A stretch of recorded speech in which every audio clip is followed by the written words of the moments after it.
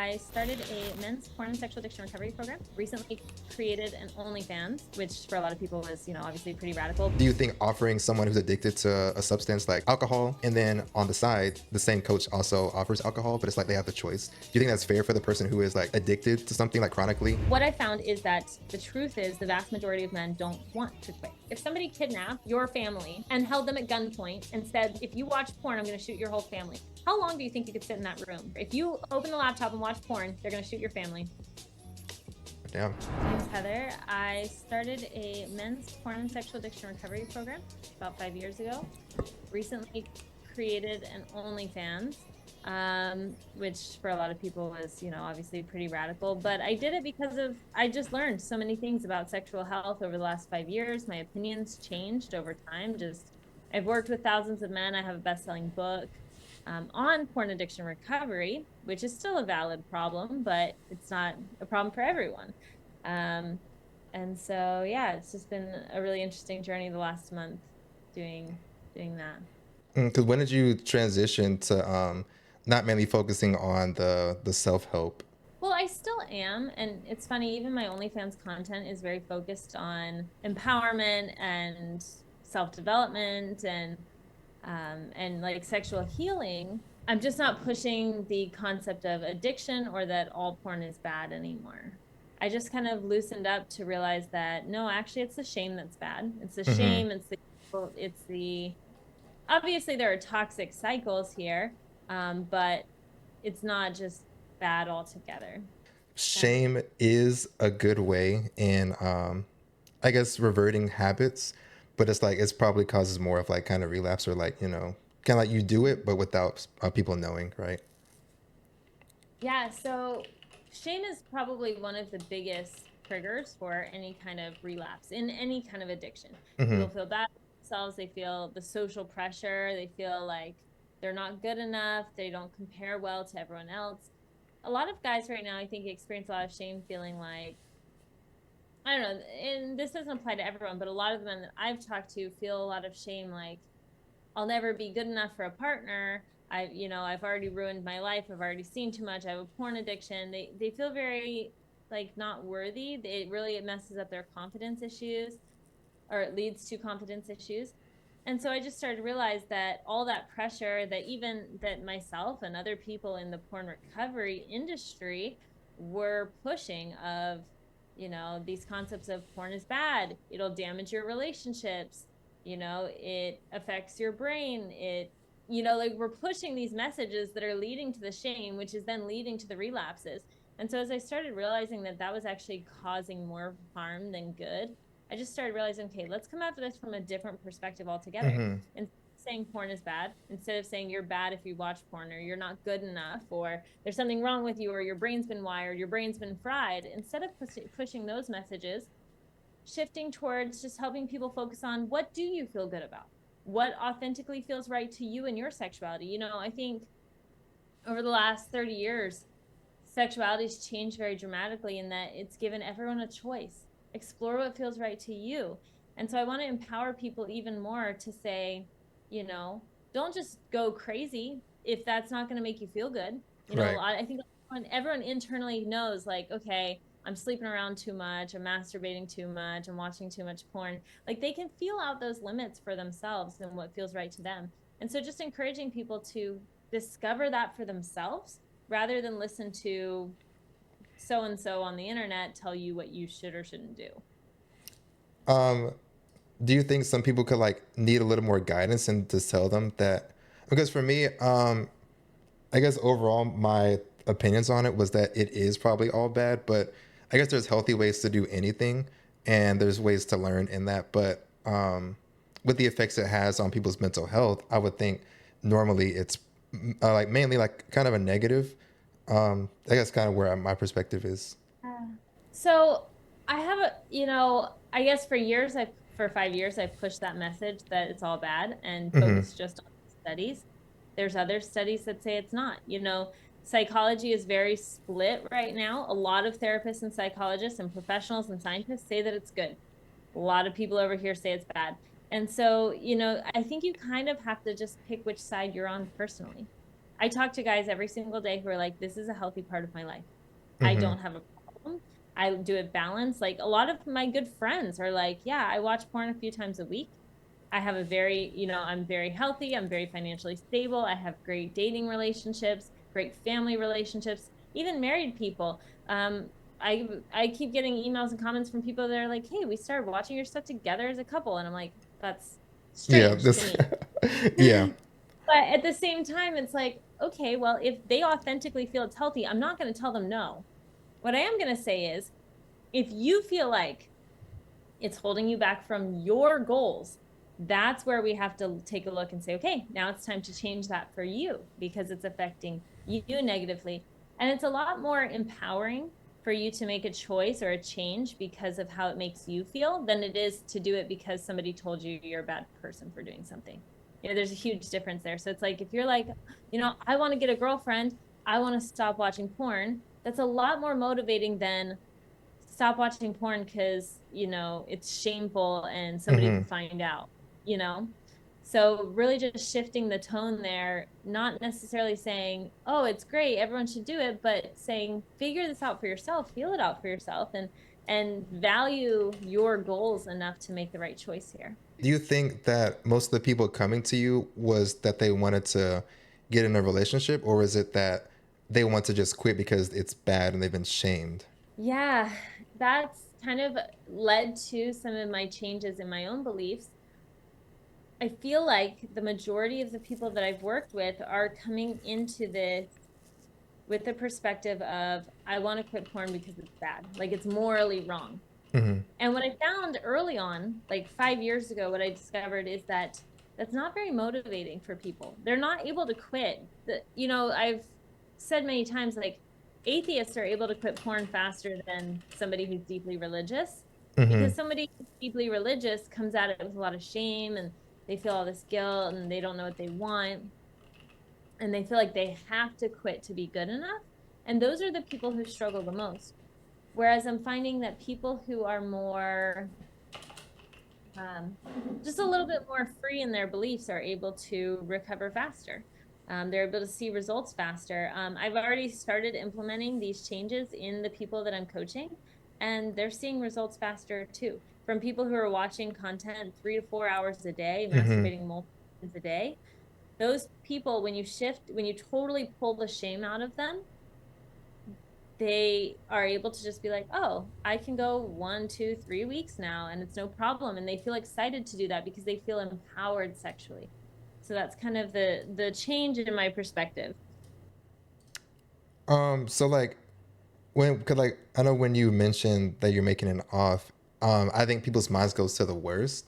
So it's like, oh, they're doing like kind of like the worst content possible on there, and it's like it's not really helping people. So I know I don't want you to like I guess talk about what you do specifically, but like um what are the things that you think are like different that you're doing that can lead to like helping people who are trying to recover but then opt to go for the OF option? Well, I would say like going towards OF is a step towards recovery. Like I still think Mm-hmm. if somebody's about recovery, my book's still probably going to be a better route. My Mm-hmm. courses, program, because the just that's more in the direction of recovery. I think what that page is there for is to either to help people who are in this space and they don't even want to leave yet, help them be more empowered in their own sexuality. So I hear a lot of people that are like, I'll never quit, I'm just hopelessly stuck. And those people, they're not ready to start a recovery program, but it's kind of like, well, maybe there's some room here to build connection, to build trust, to drop bits of wisdom. And yeah, I mean, there's an interview the other day really called me out. He's like, you're actually creating explicit content. I'm like, yeah, but I don't see it as necessarily a bad thing. It's how you engage with it that's a bad thing, right? Like, explicit arts happened since the beginning of the world. Like, it's not inherently, it doesn't have to be inherently bad. I tell people, like, nudity is on the walls of all of the, like, every religion's most sacred, like, temples Yeah. and cathedrals. And so it's not that that's inherently bad, it's your relationship with it. So learning to see it, yes, you can go the deep, dark rabbit hole of spending all your money and, edging yourself to death, or, um, or building that healthy relationship with, just the concept of sexuality as a whole, and then moving towards what you want in real life. And there's a lot of people now who don't want a relationship. And I'm not going to go out there and tell them True. they need a relationship. It's okay. If you don't want one, I'm not going to gaslight you and tell you, oh, you need to get a wife and have 4 kids. Yeah. No, you do what you want. And I think we have to be a lot more open-minded in today's world, just to say, do what works for you. No shame, no pressure. Yeah, that makes sense. It's just a problem when I know you mentioned that it's how you engage with it that matters because it's everywhere, but it's like kind of up to you. A lot of people struggle with an addiction, and they see something slightly of that nature, and it kind of triggers them. It's like cue reactivity, where it's like it kind of just it makes it in their brain like, oh, I have to do it now. So it's like in that aspect, sure, it's their choice, but like for someone who would is trying to get away with it and they need a little help, what do you think, like with you putting yourself out there, them seeing it is just like a drop away that they can just kind of relapse in that?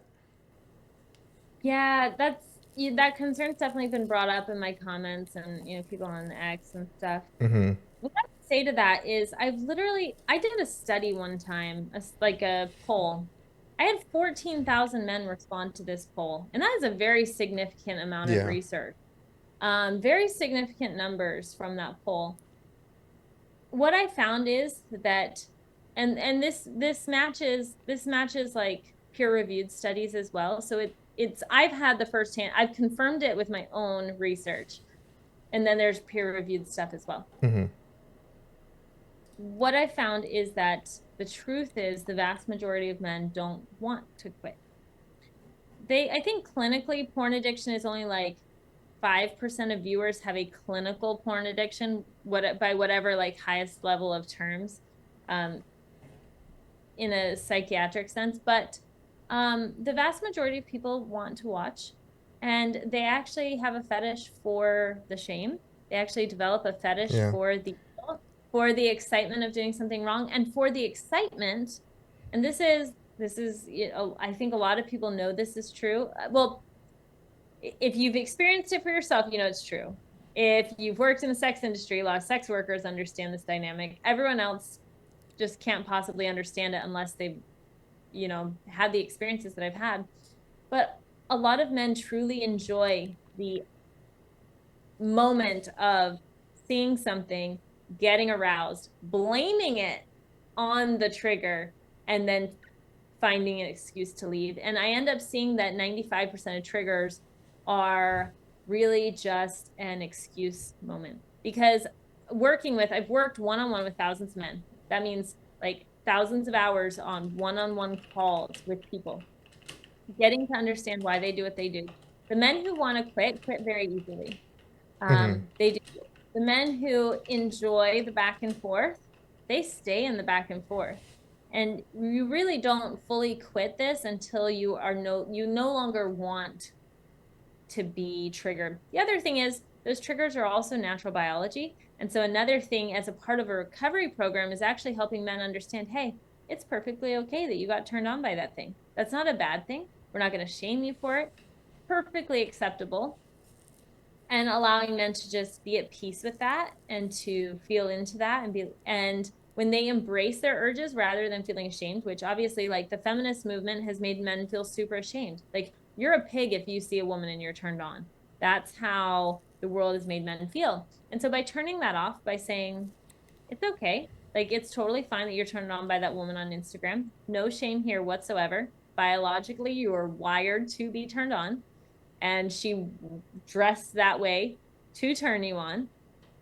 Being able to explain that to men, help them to relax, to feel at peace with that, can actually help them not be triggered. And so part of kind of what I've done in a sense is I wanted to send a very strong message that, hey, this is okay. I'm okay with my body. Everyone can be at peace with sexuality. We don't have to be ashamed. You don't have to feel like a pig. You don't have to feel like a simp, but gain control and be honest with yourself about what you're experiencing and what your desires actually are. The thing is, probably why you would receive like a little more backlash than someone just like making it off was that you came from like 5 years or however long of the recovery. I'm saying it's bad and trying to help people.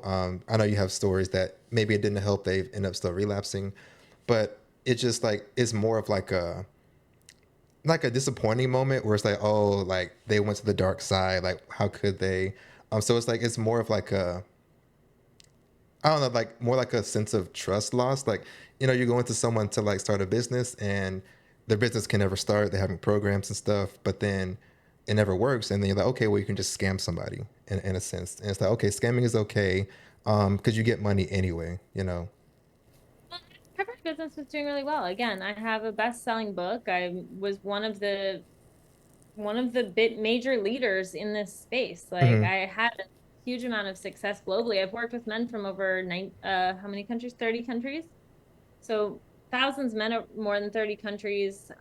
So it had a lot of success. This wasn't about success and this wasn't about scamming anybody. Hmm. I mean, I have hundreds of positive reviews. Yeah. Oh, Like well, wait, okay. When I mentioned it scamming, I mean worked. like just like in a business, someone's Changing. like trying to Right. like start a business, trying to help people start it from the ground up, and they can't. Like, you know what? All right, just scam somebody. It's fine. Like, you tried. I give up. Yeah, but that's what I'm saying is I didn't give up. I realized some very important things about how to actually make a change in someone's sexuality and Hmm. to make a real meaningful change. If you're unhappy with your sexuality, to make a real meaningful change, it doesn't come through guilt, shame, and discipline. It comes from remapping what you want your sexuality to look like. And I think there's just a lot of messages that I couldn't share before from a completely like clinical Yeah. kind of perspective that now I am a lot more able to share. A lot of relationship issues as well. A lot of couples do not have any intimacy. Um, and I feel like I am now in a place to just come down harder on those things, like the topics that I care about, to just be a little bit louder about them. Whereas before I was just focused on all porn is bad. Now I just have a little bit more flexibility in what I say, I think. Hmm. Yes, like yeah, a lot of people would need like kind of like real world examples on like how to instead of just like stopping completely. Um, with your new programs, do you see like a more positive change that's happening rather than what you were doing previously? Yeah, so I'm still kind of in the process of transitioning. Like, I mean, it took me months.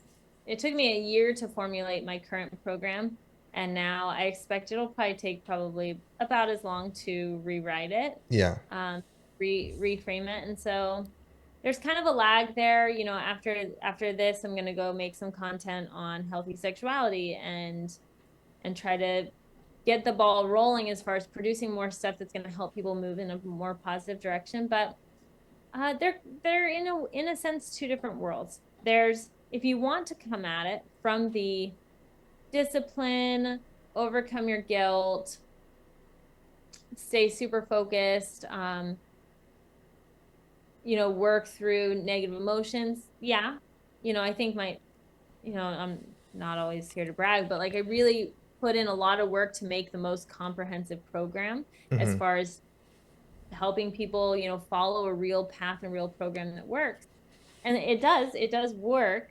Um, but what I'm doing now is trying to reach a new audience. So, maybe if that course that focused on rewiring your brain and building discipline and just being the best version of yourself, that might apply to like 20% of the population. Whereas we have like, I think it's more than 70% of people are okay with pornography. Hmm. Yeah. So now I'm targeting the 70% that is not opposed to it, but they're trying to figure out their relationship to it rather than the 30% that believe it's bad and they're relapsing.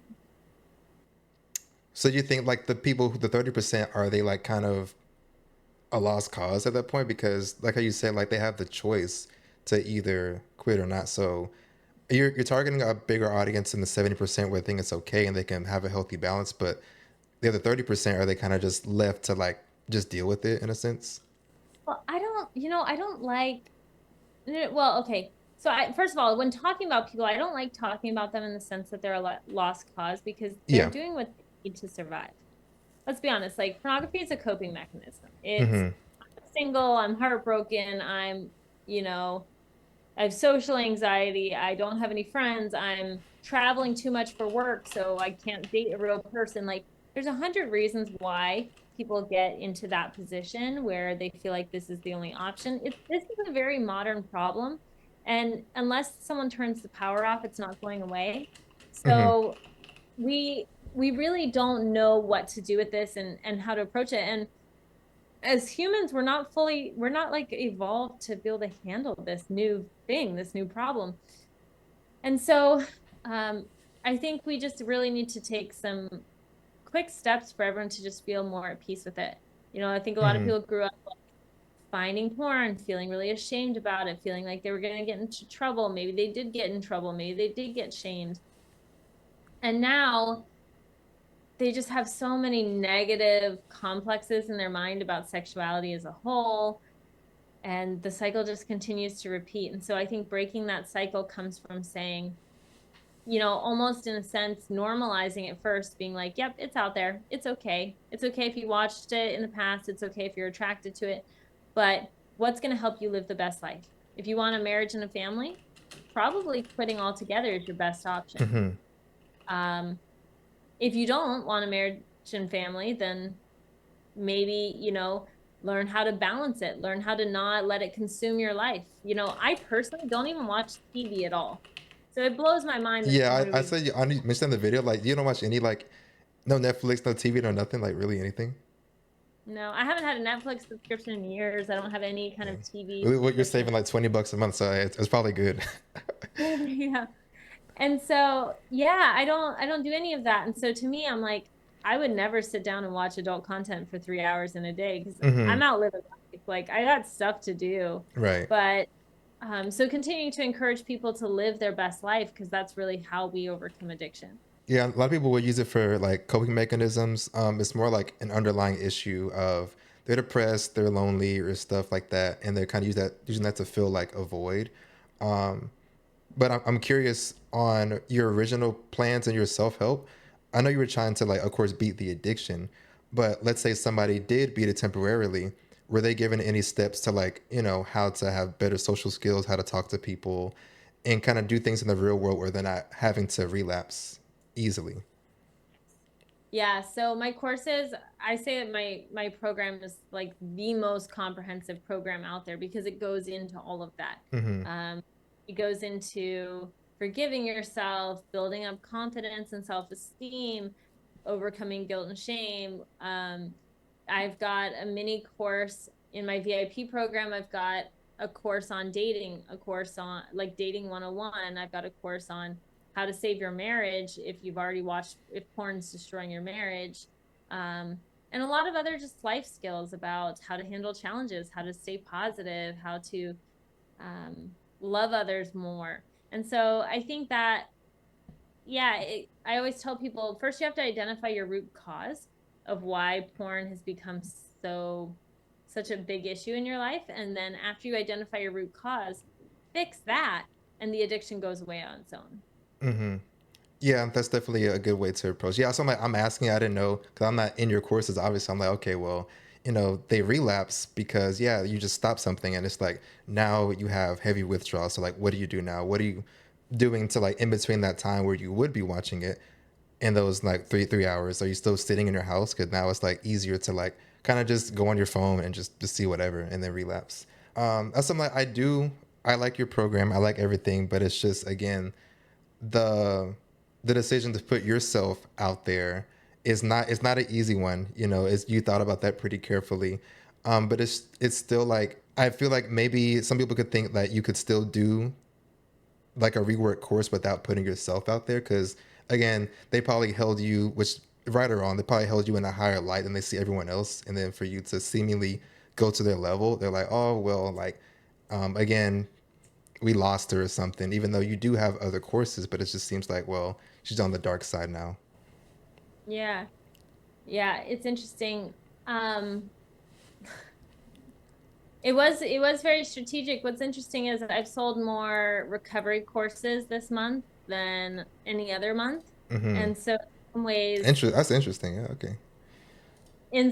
going Yeah. back, I've had a lot of people book calls with me and say, like, you just feel more relatable now. It feels like you understand more now. I was scared that you were going to judge me before. And all of that kind of worked into this process where I was like, okay, there's going to be a little bit of loss, there's going to be a little bit of kickback. But at the end of the day, I think it's reached significantly more people simply because I took that route.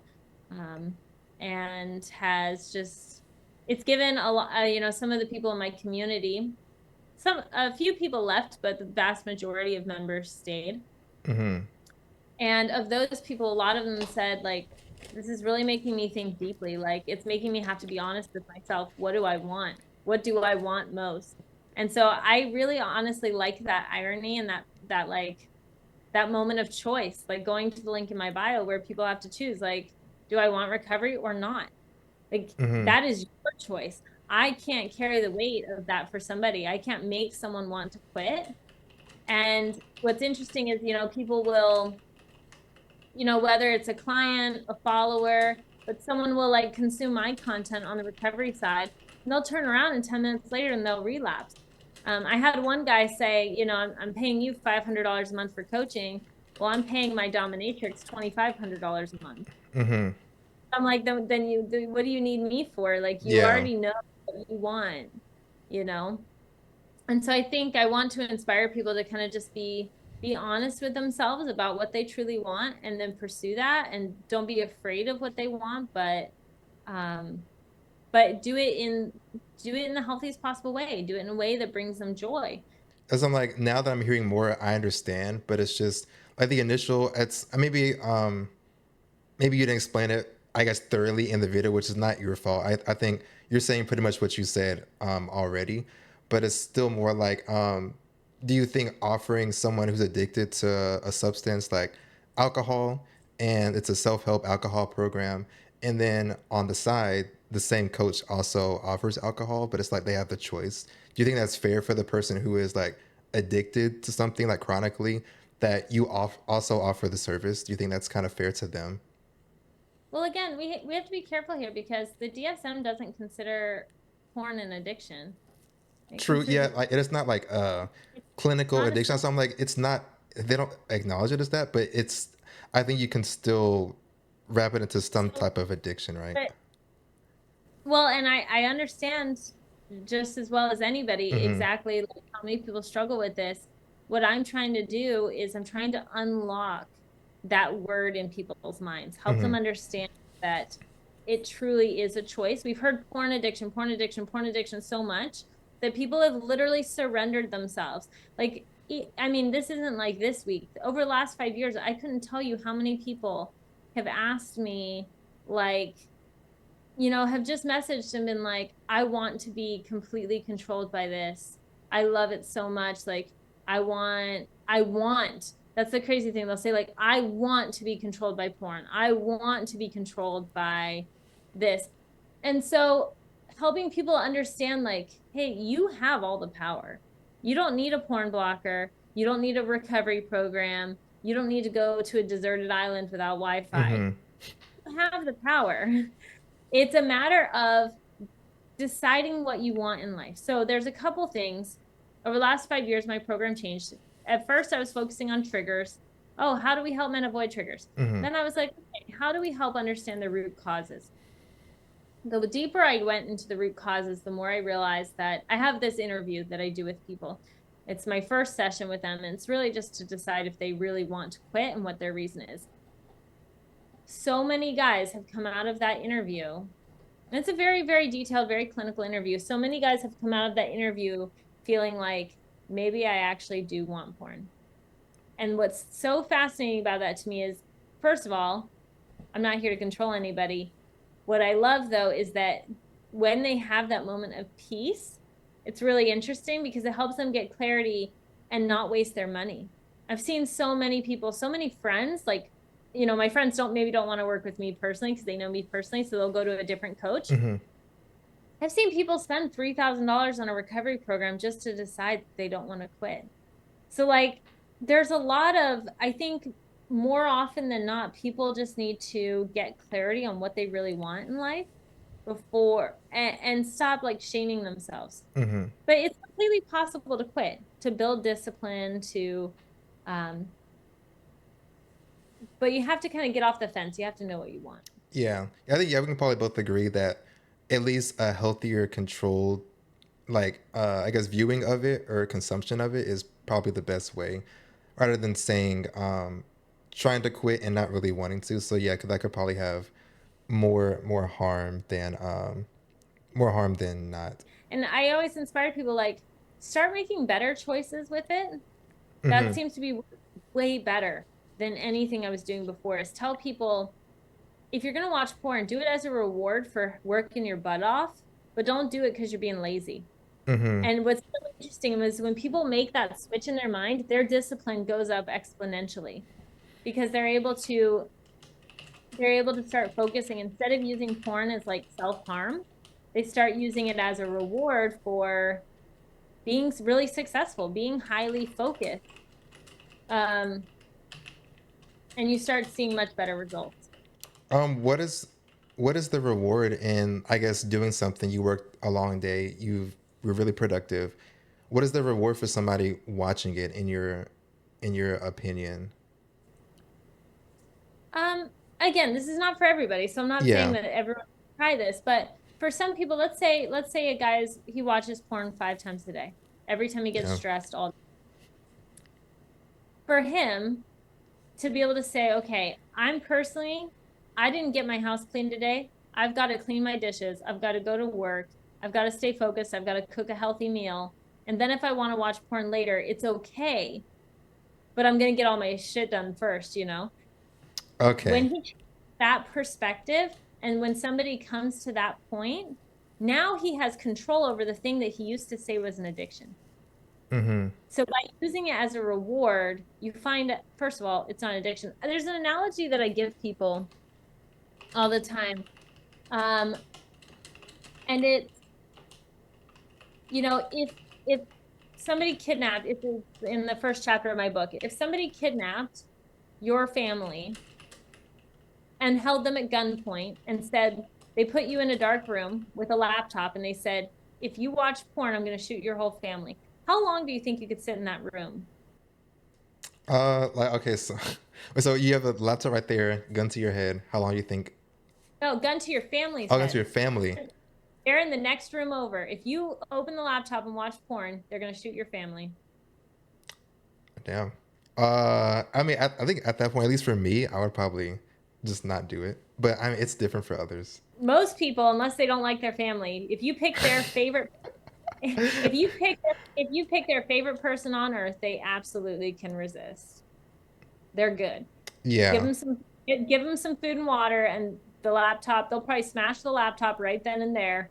No more problems. Another analogy I give people is like, what if you were in a Mr. Beast episode, show? He Yeah. puts you in he puts you in a house and he says 1 month no porn, you get $1 million. Could you go a month for $1 million? I mean, I would hope a lot of people could. I think like if that was me, I probably would and could. Yeah. So, What's interesting is I like those two analogies because it makes you think, what do I actually want? hmm, What's the choice here? It's not about could or can't. You physically can. yeah. Anyone physically can go without it, but it's like, would I want to? What matters most to me here? Hmm. Yeah, either like you said, basically family or family and money over porn. Yeah, basically. And those would be pretty sweet deals. And I think from what I've heard, the almost every man I've ever asked those questions to says, yeah, absolutely. I can Hmm. go 30 days with that. And then I say, so why don't you go 30 days now? And they're like, ooh, because I don't Ooh, feel like it. dang, true. Because I don't feel like it. And then I'm like, okay, well, I can't help somebody that doesn't feel like it. I can only help teach somebody who wants to desperately. Hmm. Yeah, that's true. That's really good analogies. And it kind of puts in perspective what they want. And if they say they don't want that or they can't, then that's a different conversation rather than somebody saying, "Yeah, I'm willing," and then maybe they do relapse, but at least they had like good intentions and like kind of the path they were taking. The only thing I probably like somewhat disagree with the wording is how we talk about the reward. Like you have a list to do in your house. If you clean your house, then you can watch it. Um, Mhm. the only thing is, me personally, I wouldn't have that to do after. I would use that in place of, like, if you have the urge, do something that kind of takes you away from it, which can be cleaning your house. Then after that, you're tired and you're like, oh, well, I can wash the dishes too, or I can sweep. So that's something that at least like It works. I Yeah. personally think is better. It works for a few people, but what I've seen is distraction methods don't work long term because Mm-hmm. the vast majority of the time you're sitting on the couch feeling tired and exhausted. You got your phone in your hand. You know, you've just had a really long day. Most normal people aren't going to be like, okay, let me go clean my house right now. Um, True. they end up just continuing the relapse process. And so that's one of kind of the old methods that I used to teach. And it does work to an extent, Mm-hmm. like get up and do something. But what helps motivate people more is, and I'm not saying a daily reward, it doesn't need to Mm-hmm. be a daily reward, but maybe if you're watching 5 times a day, it becomes your evening reward. Now you're only watching it once a day. And then it's like once a week. Mm-hmm. Once a week, have a good week, then I can allow this. And then you have now the discipline to be able to make decisions on when you want it and when you don't, which Mm-hmm. becomes a really beautiful thing. Yeah, like kind of limiting yourself, like knowing when, like how many times you can watch it, and then kind of sticking to that schedule and that goal to like, okay, only once a week or in the evenings.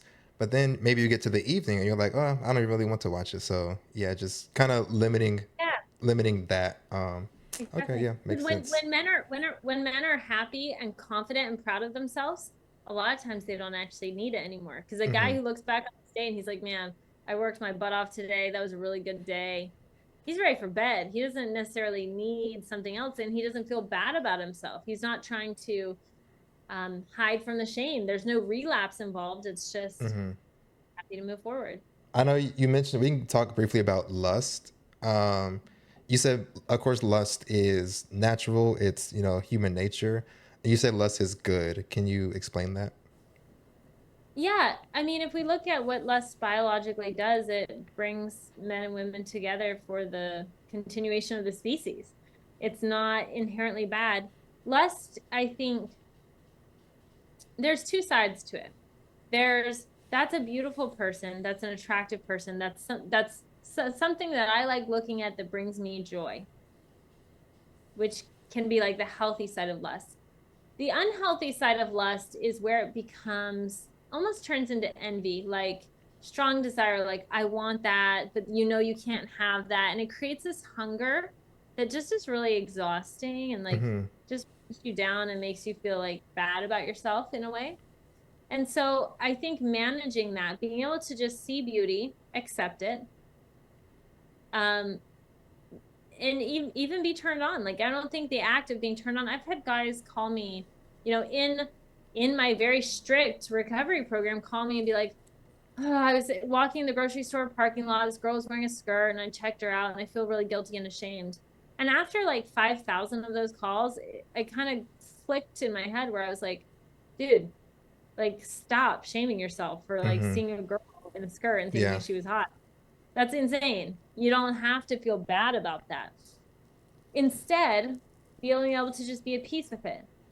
I'm okay, and when I find when men are able to say, I'm okay with my desire, I'm okay with being attracted to her, I'm okay with these feelings that I'm feeling, but I want them to be healthier. I want them to be, I don't want it to, like, I think when people run away into fantasy, that's when they disconnect from reality, they run away into fantasy or shame or hunger, that Mm-hmm. becomes a problem. If you can just stay in reality and be like, yep, I'm turned on. That's cool. That's my biology working. It passes a lot quicker.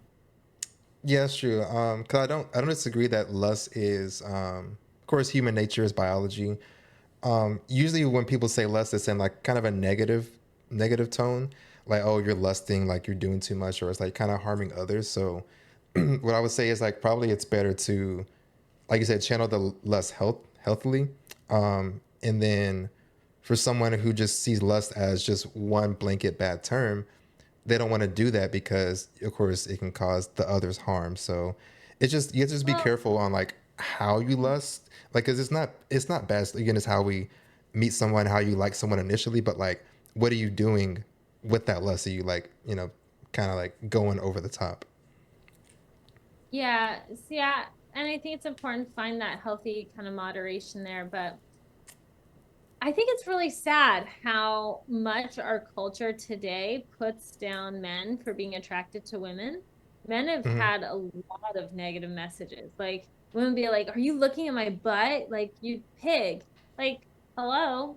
Like Yeah, it's probably I like don't know. definitely like stereotyping, and then there's definitely some people who do that in lust and like kind of like creepy ways. So like it puts a again bad light on everyone else when there is like a few bad actors, right? Which is really funny. So you say that, but and I totally get how people are end up that way, but I think that way is like it's a cultural thing that maybe a few people develop. Like, again, this is another reason why I created an OnlyFans is to basically get out there and say, okay, look at my body, whoop de doo. Like, we can all chill out now. Like it's really Mm-hmm. hard to like. I'm not going to be creeped out if somebody lusts after me. I really never have been. Like, if I see a man staring at me in public, I just smile and wave. I don't know, like, hi, cool. You think I'm attractive? Like, I don't think that's weird. I don't think that we need to villainize people, but men also do it to women. So this is kind of that ties into this whole battle of the Mm-hmm. sexes experience where men are putting down women for being hot. Like she needs to cover up. She's dressed like a whore. Mm-hmm. She's dressed like a slut. Like women can literally wear anything and get told that it's like some True. women are Yeah. just doesn't matter. And men put women down like, oh, she's trying to get attention. A woman can put on makeup, and it's like, and especially, depending on how religious the culture is, like the Amish people are like, hey, don't even braid your hair because heaven forbid somebody think you're trying to look pretty. And it's like, where do we stop? Like, does everyone have to wear all black and cover their hair and faces, Mm-hmm. And so let's see, the extremes of this are really dark, where women aren't even allowed out of their houses because heaven forbid somebody look at them. And then on the other extreme, like nobody wearing anything because whatever. So finding some healthy middle ground is really important. But also just I see this battle of the sexes where like men shame women for being beautiful, women shame men for thinking that they're attractive, and instead we could all just be at peace with it. Mm-hmm. And that's kind of how I am. I'm like, I don't care if you look at me like, oh well, like it doesn't hurt me. And it only hurts you if you allow fantasy to start taking you out of the real world, or if you allow it to like physically overwhelm you. True. I was doing a little bit of research on like kind of like how different areas view pornography, and like how you mentioned, and like, oh, do we have to cover up because we can't look at each other? But um, they say that it doesn't really contribute to sexism. Like the people who like actively watch porn, the people who don't, like Iraq and Iran, who they have to cover up and everything, they kind of often have a higher percentage of people who like believe in sexism and stuff like that. So that was kind of like, oh, I thought, I don't know. I initially was like, okay, if you're watching it, you think it's you probably have more sexist beliefs because it's degrading to some, but are often more like egalitarian than like people who have like kind of a closer mind. Yeah, and what I feel bad about is over the last 5 years, I've taught the opposite of that quite a bit because Hmm. there's a study for everything out there. Like I used to quote one workplace study that said men who watch porn are more likely to have problems in the workplace with women. But Hmm. then I realized 90 more than 90% of men are watching porn, so it's in every workplace. Hmm. Like, let's not pretend like it's not. The other thing that I think a lot of people who have never worked in a sexual industry, so to speak, or sexual health in any way don't understand is it's literally everyone. And what's crazy is everyone feels like really ashamed. It's like 98% of people, right? It's not like everyone ever, but like the vast majority of people, even in Muslim countries, Hmm. they're like hiding their women, and they're going and watching porn stars from America. Yeah. It's really sad. And Wait, so wait. Actually, wait. Do they? I thought it was like illegal. You can't even access it there. I don't even know if you could.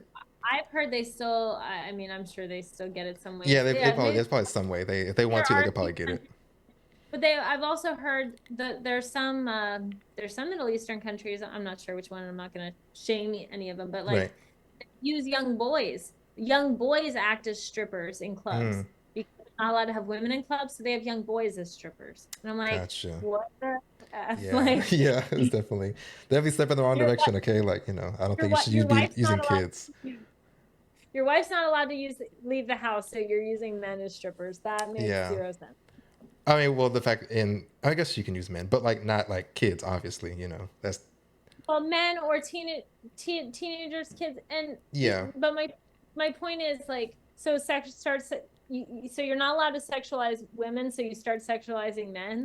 yeah. That's definitely like yeah, kind of Like, it's hypocritical in that sense. Yeah. personally speaking, I do not watch porn. I have no interest in porn. I've never masturbated to porn in my life. I mean, now I've like scrolled through a couple other girls' feeds, but Hmm. like I've I've never watched I've never watched it for the intention of getting aroused, and I never will. Like, I'm not Hmm. interested in porn. It's not good for me. I don't want to see other people banging. I don't. Hmm. Yeah. I don't. I would rather do that myself, explore that with my own partner. So I'm still against that. I've literally never watched the sex scene, so I'm not going to. Probably like Okay. Wait. What if have you like if it's in a movie? Well, you don't watch movies. I don't know. You don't watch no, any. I've Oh, never. damn. I haven't. I don't even watch PG. I haven't watched PG-13 movies ever, like in my Mm, life. okay. So I'm kind of a weird space where I'm like the most innocent, but also now creating this stuff. So Yeah. um I'll go back to like kind of the lust thing that we can move off of that. I know you said that you're okay with, I guess, people looking at you and feeling some type of way. Um, what I would say is that why lust is seen as negative is because someone who is lusting for somebody hard, they tend to like not see them as a person. Like I know you're fine with it, but like they'll see them as like either a gateway to that action or like just like an object. So that's why people are like, oh, I don't want to feel lusted over because they're looking at me for one or two specific things. So um, I guess kind of so up to the hmm, person to decide on like kind of what they want. I have some interesting thoughts on this. Hmm. Um and maybe this kind of experiment that I'm doing, it's too soon to tell, but I would say that most of the time we call it lust when a man has no respect for a woman, but he still wants her sexually anyway. And I think that's really interesting because I think every guy knows that woman where he's like, she's hot, but I would not date her. Like, I would Hmm. not bring her home to my mom. Yeah. I feel like that's how guys feel about a lot of these porn stars. They're disgusted with their lifestyle. They're disgusted with their behaviors, their attitudes, their political beliefs, their religious beliefs. And yet they're only seeing them as an object. Whereas what I hope to create in a sense, and this may or may not happen, is like today I was like, hey, I know this is OnlyFans, but I'm going to tell you guys about a really hard time. I shared a bunch of pictures of like a house that I lived in that was a really rough circumstance. And I shared a really personal story of like, this was probably my lowest. And I did that because I'm like, hey, you might be here for pictures, but I'm going to share parts of myself. Like, Hmm. I'm going to restore this emotional side, and I'm not going to just, I guess, I'm going to add emotion into that. For a lot of people who have completely disconnected people with um, intimacy, I think it's really important to restore that back. And that's one of the messages that I'm going to be teaching as I start putting out more content on my YouTube channel is like, maybe the reason why porn objectifies people is because you're watching porn from people that you hate. What if Hmm. what if it was somebody that you respected? What if it was somebody that you trusted? Why do we have to then Yeah, villainize that's interesting. I never thought about like against like basically somebody hate watching and not mm-hmm. really caring about them, but like watch them because you like them. And in this aspect, watching porn of somebody you like, I don't know. I haven't really thought about that. It's probably the first time I've heard someone say like, instead of channeling into something you don't like, probably something that you like and respect. Then Mm-hmm. it probably have a different outlook on it. So we definitely have to probably channel it in different areas and kind of like know our outlook and perspective on it. Um, but it's still that I would think it just has like just a negative outlook. Again, like going back to porn is because we can probably transition into this, but like going into like the industry itself and like what it was based upon of. So like maybe porn isn't bad. We can maybe argue about that. But like what about the industry? You know, like that's what's feeding probably most of the negativity in it and why people feel this way. People who are in it or watching it's because what's being put out by the industry. I probably won't make many friends in the industry because I am Mhm. so opposed to their lifestyles, their Mhm. attitudes, the maneuvers. Like, I subscribe to a few girls just to see how they run their accounts, and they're hustling, they're pushy. There's a lot of like domination involved. There's a lot of you almost a manipulation, emotional manipulation. Oh, can you send five more? Sorry, just like one more picture, one more video. There's a lot of hardcore hustling. And these are agencies. A lot of, most of the Yeah. top girls, they have huge agencies planning exactly how to strategically squeeze every drop out of people. And I do think that's really dark. I put on, I've sent out several messages, and I put at the bottom of a lot of my posts, like, hey, do this responsibly. Don't be stupid. Don't drain your bank account. Like, Mhm. I don't. And people have been like, well, I don't want to do this if I feel guilty afterwards. I'm like, good. I don't want you to feel guilty. Get off my page if you're going to feel guilty. Like, that's not what I'm here for. Mhm. I don't want people to do that. And so I'm able to kind of share some messages that kind of from like almost like a double agent kind of Yeah. mission. Like, hey, um, and I'm learning a lot of interesting things, seeing how men behave on that app is really interesting. So I've been able to see a little bit more um, what their relationship with adult content is, um, how they're giving in, that kind of Yeah. thing. And the data has been really helpful. Yes, I'm like it's definitely like I don't know of anyone who has been like a addiction or porn addiction coach and switched and then provided the content. So at least you're the first that I've seen, and it's pretty brave for you to do that. So I'm wondering if do you think you could be like a trendsetter in that, like it's like maybe more people see it. Like yeah, you got backlash, but more people putting more like positive messages and outlook in the back of their mind that Okay. they're putting out like kind of like pure wholesome content. But yeah, it's sure it's still it's still porn or whatever. But it's like the at least what you're putting So out, it's like better for them. I don't think everyone needs to create more content. I think there was enough out there. That was my personal mission. That's something that I personally wanted to do.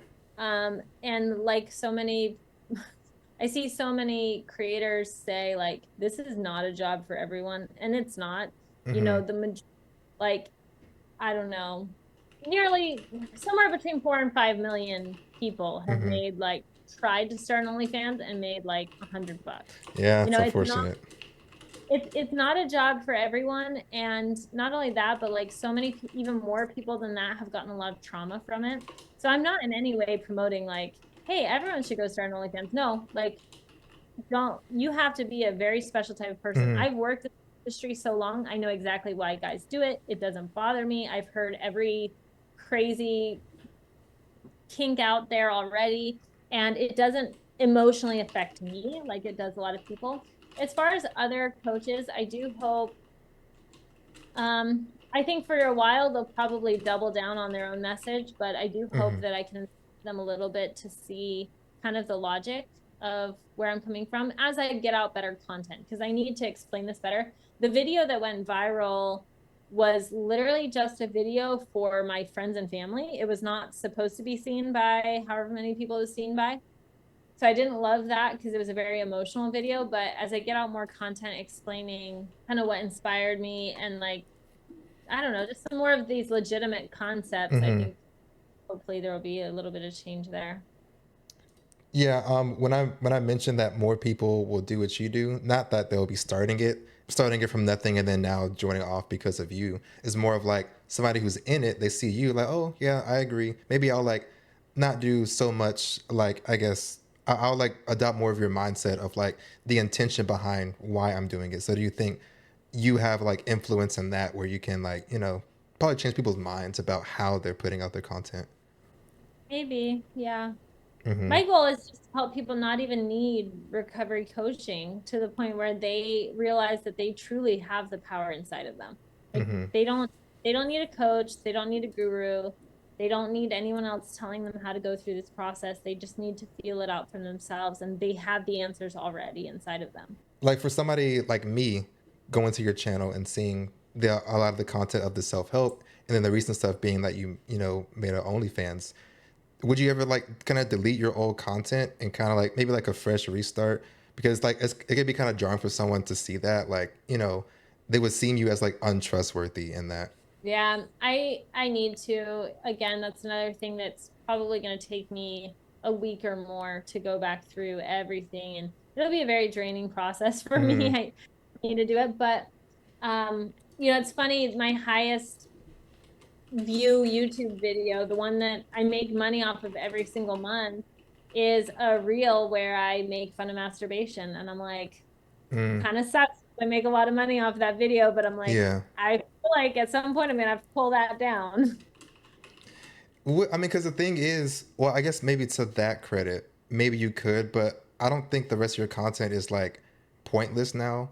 Like, I think people can still find little self Yeah, help in there. there So, are there are some things that I'm like, I disagree with that now that I hmm, do want to go through and probably cut out, but a lot of it I might just leave because the truth is it's gonna resonate with some people and maybe it'll help them hmm, and for everyone else who it doesn't resonate with, I'll have new messages for. yeah, I guess like it's more of what you want to have like represent you. Because I mean, it could be helpful to some, but like if that's not what you want to do anymore, you probably just delete it. What do you say to people who are starting OnlyFans just turning 18? Like I don't know if you know Lil Tay. They're like kind of like an influencer, and they just turned 18 and they made an OnlyFans. What do you say to that? And for me, I feel like it makes me like kind of sad or disappointed in that people think that's like the only thing they can do and to make money, or like they have to take that route. So what do you say to people starting and you think that people need to maybe open their minds to other options rather than OnlyFans?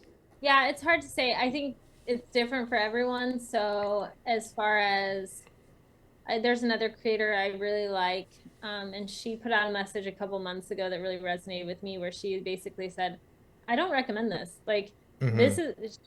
this is authentically what I love to do. I authentically love this.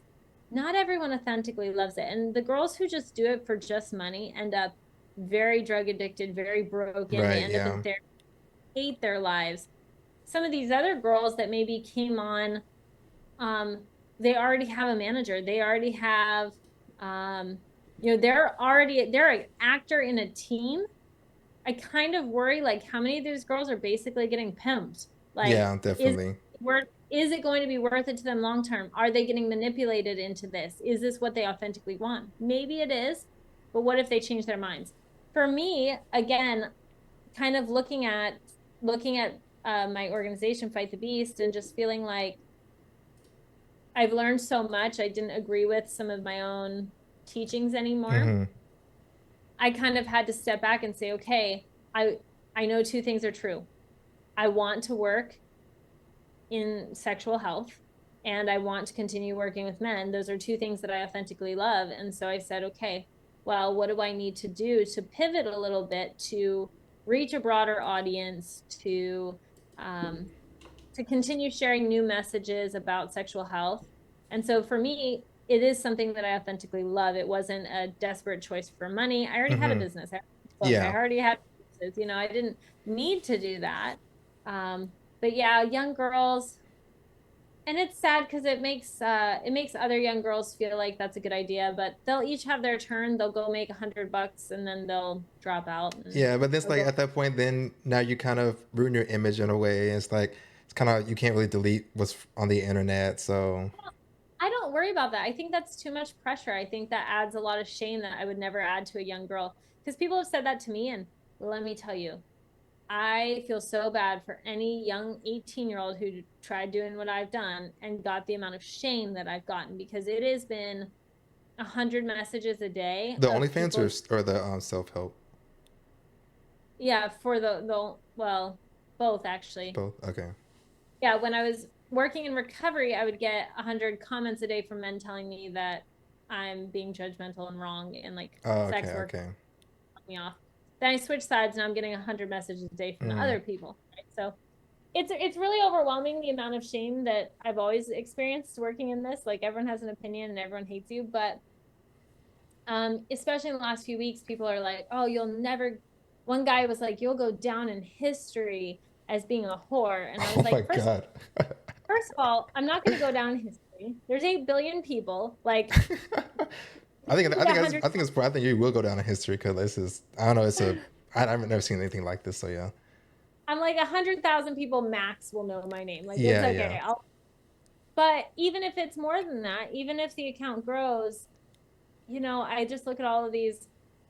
It's like every sex worker, when they turn 40, they get saved and they go start a recovery company. So I'm like, I'll just go, like people will just forgive you and they'll forget what you did yesterday Hmm. and on. So I'm not worried about that. People have short attention spans. If I want to quit this and do something else, like no one's gonna remember. They'll be okay. Yeah, that's true. So like yeah, like your whole program now, like again, I like the redirecting shame. That's a good thing. It just me personally just makes me feel like a little bad to see someone who just turned 18 and they think they have to do that or it's the only way, you know. Maybe they don't think that they have to. Maybe they just like it, If they and we like it, just that's have. fine. I mean, I'm not judging, but it's like Yeah. it's just I see more often than not that they don't or like it doesn't work and they have to kind of hide back like okay, well I tried it. So I mean, that's just me. Yeah, there can be some negative effects there, but I think we have to look at the root cause of that. Hmm. Why are girls doing this? Because men don't want to get married anymore.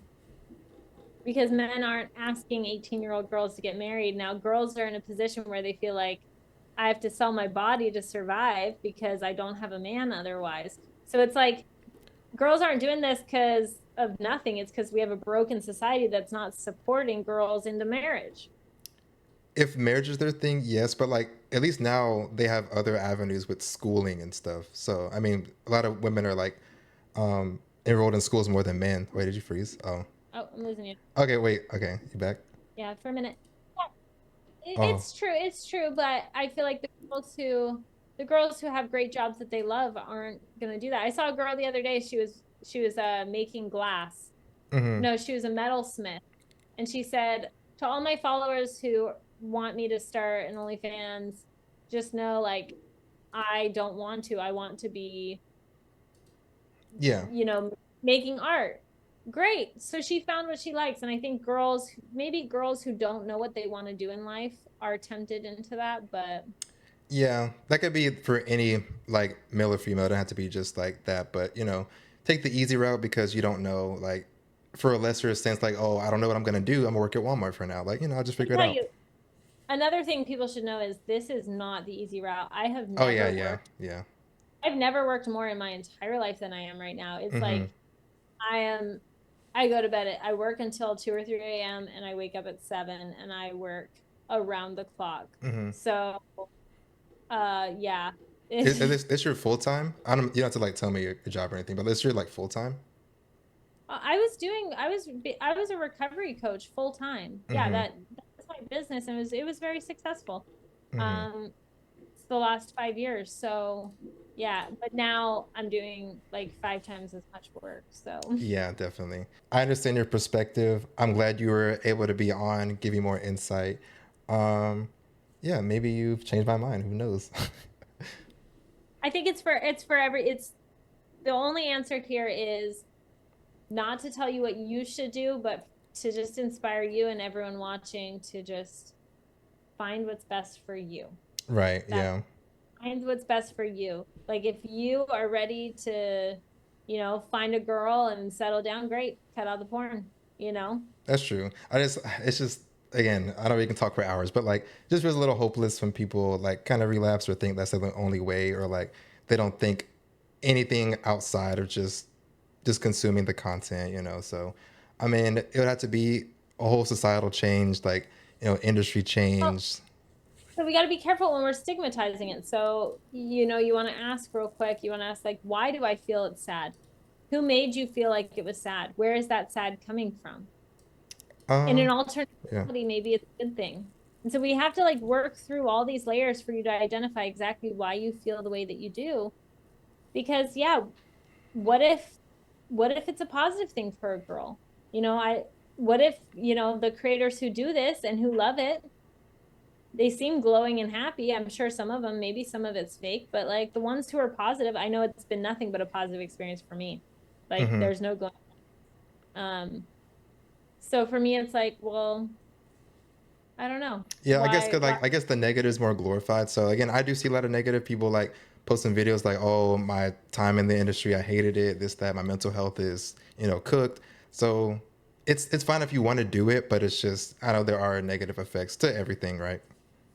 Those same ladies might have said the same thing as about working as a secretary. Oh yeah, She they might have might. been, Yeah, oh my yeah. gosh, I, Who I knows? I worked at a pizza restaurant for 5 years and it cooked my mental health. Like we Yeah, have no idea what their mental yeah, health true. was. Like I said, it's only been a positive for me. So maybe in 10 years, I'll be like, oh my gosh, I Mm-hmm. made a mistake. So Yeah, far, so yeah. Very brave. I appreciate you being on. There anything else? I don't know if you want to. I don't ask you a lot of questions, but I don't know if before we go, if you want to ask me anything. I don't know. I don't have anything off the top of my head. I think this is good. I appreciate everything that you shared. I think you Mm-hmm. shared a lot of cool stuff as well. So All right. Thank you so much. Yeah. Hope you have a good day. And I appreciate you talking. yeah, thanks. You too. Bye. All right.